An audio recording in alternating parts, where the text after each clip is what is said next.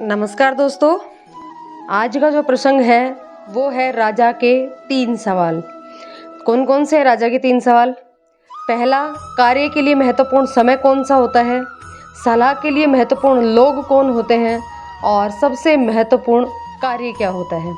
तो चलिए जानते हैं इस प्रसंग में इन तीनों सवालों के जवाब। तो चलिए शुरू करते हैं।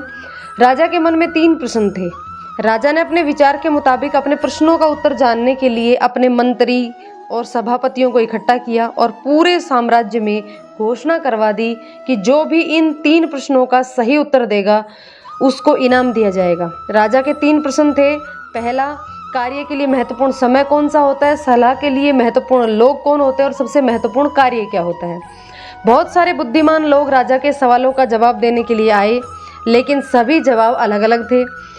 पहले प्रश्न के जवाब में कुछ लोगों ने कहा कि सही समय की जानकारी के लिए पहले से ही एक समय सारणी बना लेनी चाहिए और उस सारणी के अनुसार ही कार्य करने चाहिए, यानी कि जो टाइम टेबल बनाया गया है उसको पूरी तरीके से फॉलो करना चाहिए। इससे हर काम समय पर हो सकता है। और कुछ ने कहा कि किसी भी कार्य को करने के लिए पहले से निर्णय करना संभव नहीं है, इसलिए हमें अपने आप को बेकार कामों से बचाते हुए वर्तमान में जो हो रहा है उसी पर गौर करना चाहिए तथा उस समय जो सबसे ज़रूरी काम हो उसको ही करना चाहिए। बहुत से और लोग भी वहाँ पर मौजूद थे। उन्होंने कहा कि जो कुछ भी चल रहा है उसके प्रति राजा चाहे कितना भी चौकन्ना हो जाए, फिर भी प्रत्येक कार्य के लिए सही वक्त का फैसला करना एक आदमी के लिए नामुमकिन है। इसलिए राजा को चाहिए कि वह एक बुद्धिमान लोगों की सलाहकार के तौर पर एक मंडली नियुक्त कर ले, राजा के कार्य करने के लिए उपयुक्त समय तय करने में जो सहायता कर सके।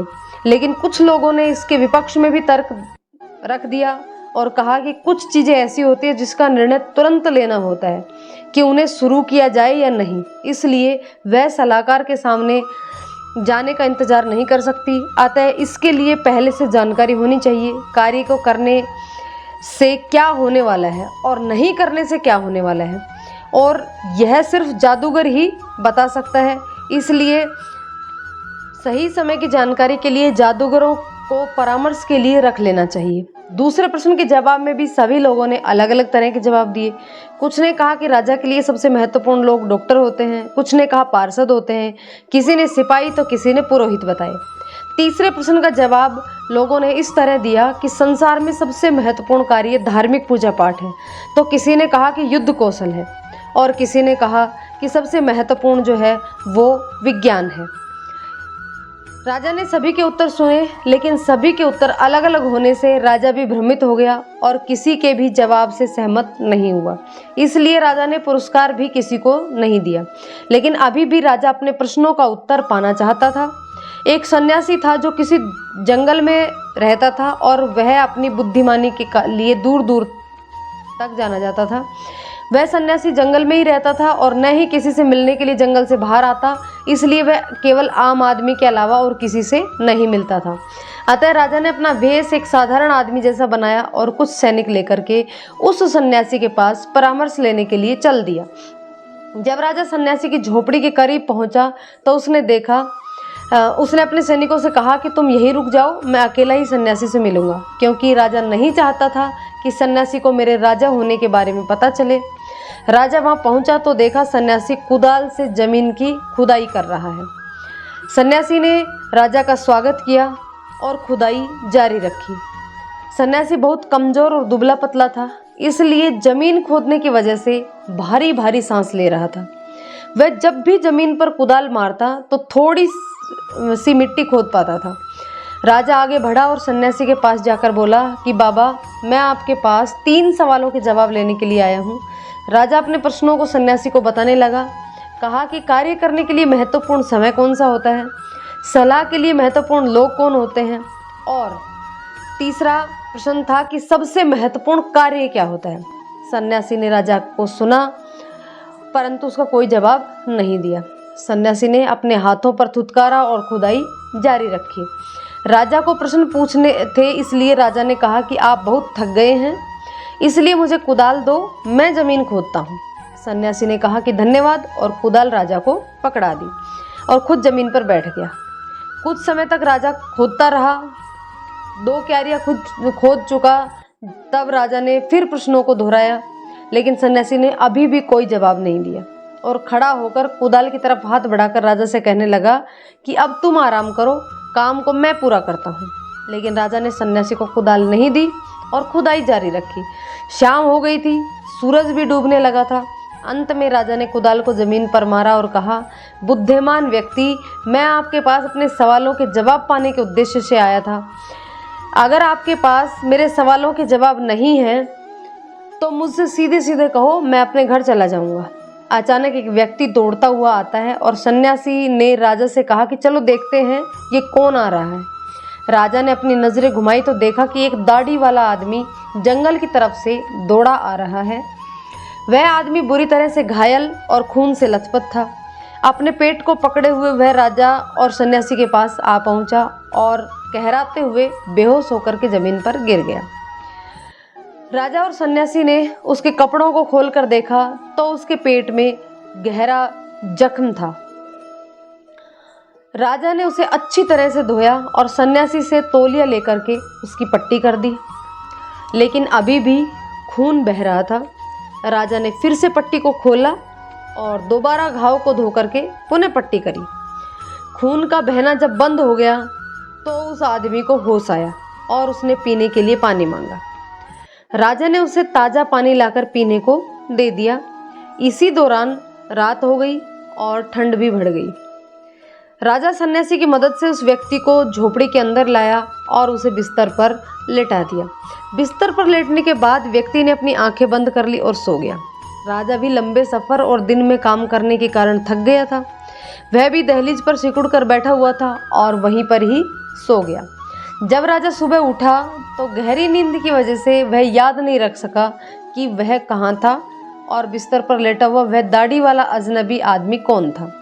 राजा को अपनी तरफ देखता हुआ देखकर दाढ़ी वाले आदमी ने हल्की आवाज़ में कहा कि मुझे माफ़ कर दो। राजा ने कहा कि मैं आपको जानता नहीं और फिर माफ़ करने के लिए है क्या। उस दाढ़ी वाले व्यक्ति ने राजा से कहा कि भले ही आप मुझे नहीं जानते हो, लेकिन मैं तो आपको जानता हूँ। मैं आपका वह शत्रु हूँ जिसने आपसे बदला लेने की शपथ ली थी, क्योंकि आपने मेरे भाई को फांसी की सज़ा सुनाई थी और उसकी संपत्ति को भी जब्त कर लिया था। मैं जानता था कि आप अपने प्रश्नों के जवाब के लिए सन्यासी से मिलने अकेले गए हैं, इसलिए मैंने आपको वापसी में मारने का फैसला किया। लेकिन दिन गुजर गया और आप नहीं लौटे। आता है मैं आपको मारने के लिए आपके पास आना चाहता था, इसलिए मैं अपने छुपने की जगह से निकलकर आपकी तरफ आने लगा तो आपके सैनिकों ने मुझे देख लिया और वो पहचान गए तथा मुझे घायल कर दिया। मैं उनसे जान बचाकर भाग आया। अगर आप मेरी पट्टी नहीं करते तो मेरा मृत्यु कारक खून निकल जाता। मैं आपको मारना चाहता था, लेकिन आपने मेरे प्राणों की रक्षा की है। अब अगर मैं जीवित रहा तो मैं आपका वफादार सेवक बनना चाहता हूँ, अगर आप चाहें तो, और मैं अपने पुत्रों को भी आपका वफादार सेवक बनने की आज्ञा दूंगा। इसके बाद उस व्यक्ति ने राजा से फिर कहा कि मुझे माफ़ कर दो। राजा बहुत खुश था कि इतनी आसानी से उसकी शत्रुता मित्रता में बदल गई। राजा ने उसे अपना मित्र मानकर उसे माफ़ कर दिया। माफ़ करने के अलावा राजा ने उससे यह भी कहा कि मैं अपने खुद के वैद्य और नौकरों से उसकी देखभाल करने के लिए भेज दूंगा और उसके भाई की जो संपत्ति है वो भी लौटाने का राजा ने वादा किया।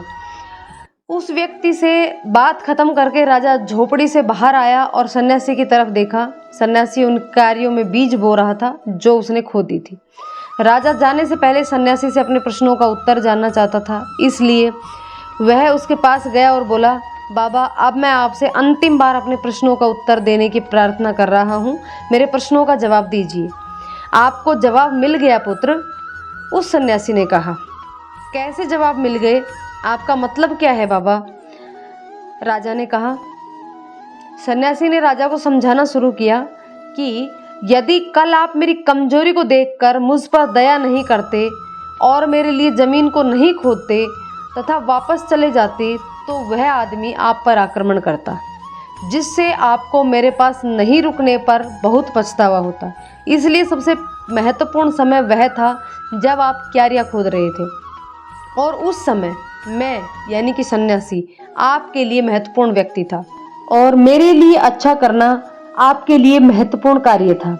इसी तरह जब वह दाढ़ी वाला व्यक्ति हमारे पास दौड़कर आया तो उस वक्त सबसे महत्वपूर्ण समय वह था जब आप उसके जख्मों पर पट्टी कर रहे थे, क्योंकि अगर आप उसकी देखभाल नहीं करते तो वह आपसे बिना शत्रुता खत्म किए ही मर जाता। इसलिए वह आपके लिए सबसे महत्वपूर्ण व्यक्ति था और जो आपने उसके लिए किया वह आपका सबसे महत्वपूर्ण कार्य था।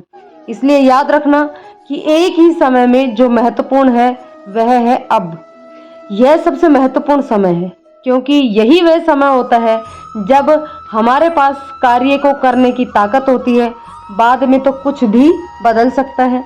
बात आती है सबसे महत्वपूर्ण लोगों की, तो वो यह है कि जिनके पास आप वर्तमान में मौजूद हैं, यानी कि वह व्यक्ति जो आपके साथ है, आपके लिए आवश्यक है, क्योंकि कोई भी व्यक्ति नहीं जानता कि क्या कभी उसका व्यवहार किसी के साथ कैसा होगा। सबसे महत्वपूर्ण कार्य जो है वो यह है कि उस व्यक्ति के लिए अच्छा करना जो आपके साथ है। तो दोस्तों, इन तीनों का जवाब शॉर्ट में अगर हम देखना चाहें तो क्या होगा कि महत्वपूर्ण समय होता है वर्तमान में जिस समय हम जी रहे होते हैं। दूसरा, महत्वपूर्ण व्यक्ति वो होता है जो उस समय हमारे पास मौजूद होता है, जिसके लिए हम कोई कार्य कर रहे होते हैं। और महत्वपूर्ण कार्य वो होता है जो उस वर्तमान में उस व्यक्ति के लिए हम इम्पोर्टेंट कार्य कर रहे होते हैं, जो उस व्यक्ति को सबसे ज़्यादा जरूरी होता है। तो दोस्तों, आपको ये तीनों प्रश्नों के जवाब कैसे लगे? इसके अलावा भी यदि आपके कोई जवाब है तो कमेंट करके जरूर बताइएगा। चैनल को सब्सक्राइब कर लीजिएगा, क्योंकि इसी प्रकार की अच्छी और मोटिवेशनल प्रसंग इस चैनल पर